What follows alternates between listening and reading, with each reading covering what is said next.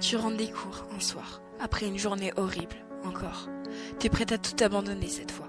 Tu vas dans ta chambre, tu fermes la porte et tu prends ce morceau de papier, cette lettre de suicide que tu as écrit maintes et maintes fois, encore et encore. Tu prends cette lame de rasoir et t'ouvres les veines pour la dernière fois. Tu prends cette bouteille de pilules et les avales toutes. Tu t'allonges patiemment, tenant cette lettre sur ta poitrine. Tu fermes les yeux pour la dernière fois. 1 heure plus tard, ton petit frère toque à la porte pour te dire que le dîner est prêt. Tu ne réponds pas, alors il entre. Il voit seulement que tu es allongé sur ton lit. Alors il pense que tu dois dormir. Il redescend et dit ça à ta mère. Elle monte dans ta chambre pour te réveiller mais remarque que quelque chose ne va pas. Elle prend la feuille que tu as dans les mains et la lit. Sanglotant, elle te secoue. Crie ton nom mais tu ne réponds pas. Ton frère, désorienté, court dire à ton père que ta mère n'arrive pas à te réveiller. Ton père monte les escaliers affolé, voit ta mère en train de pleurer, tenant fermement cette lettre contre sa poitrine, près de ton corps sans vie. Il comprend rapidement, et se met à crier, jetant un objet à travers la pièce. Puis il tombe à genoux, et se met à pleurer. Le lendemain, à ton lycée, la principale annonce ton suicide à la classe. Cela prend quelques secondes avant que chacun se rende compte. Puis tout le monde devient silencieux. Ils se blâment tous. Les professeurs pensent qu'ils ont été trop durs avec toi.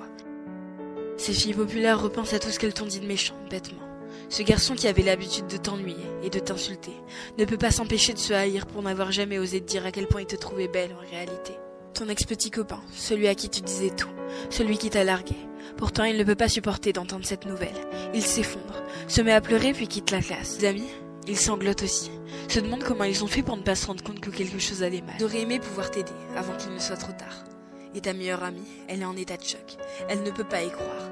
Elle savait ce que tu traversais, mais elle ne pensait pas que ça allait aussi mal, au point d'en finir. Elle ne peut pas pleurer. Elle ne veut rien ressentir. Elle se lève et sort de la classe. Dans le couloir, elle s'effondre par terre, tremblante. Se met à crier, mais aucune larme ne sort. Quelques jours plus tard, à ton enterrement, il y a la foule. Beaucoup de gens te connaissaient. C'est cette fille pétillante, celle qui était toujours là pour les autres. L'épaule sur laquelle on pouvait pleurer. Ils parlent tous avec de bons souvenirs qu'ils ont eu avec toi. À tous, on peut voir des larmes couler de leurs yeux. Ton petit frère ne sait toujours pas que tu t'es suicidé. Il est trop jeune. Tes parents lui ont seulement dit que tu étais décédé. Ça le blesse. Ça le blesse énormément. T'étais censée être sa grande sœur. Tu étais supposée être toujours là pour lui. Ta meilleure amie. Elle essaye de rester forte durant toute la cérémonie. Mais au moment où ton cercueil est mis en terre, elle perd tout moyen. Et se met à pleurer comme elle ne l'a jamais pleuré. Et elle continuera, pendant des jours et des jours. 2 ans plus tard, tes amis, pour la plupart tombés dans la dépression, parlent toujours à un conseiller thérapeute 1 fois par semaine. Certains de tes professeurs ont tout simplement quitté leur job. Ces filles populaires ont maintenant des troubles alimentaires. Ce garçon qui t'insultait s'ouvre les veines. Ton ex-petite amie ne sait plus comment aimer et n'a jamais pu avoir une relation stable à nouveau. Ta meilleure amie, elle a essayé de se suicider, mais elle n'a pas réussi comme toi. Mais elle a essayé, plusieurs fois. Ton frère, il a finalement découvert la vérité sur ta mort. Il se coupe, s'ouvre les veines, pleure le soir. Il fait tout ce que tu as fait pendant des années et qui t'ont conduit au suicide. Tes parents, leur mariage est tombé à l'eau.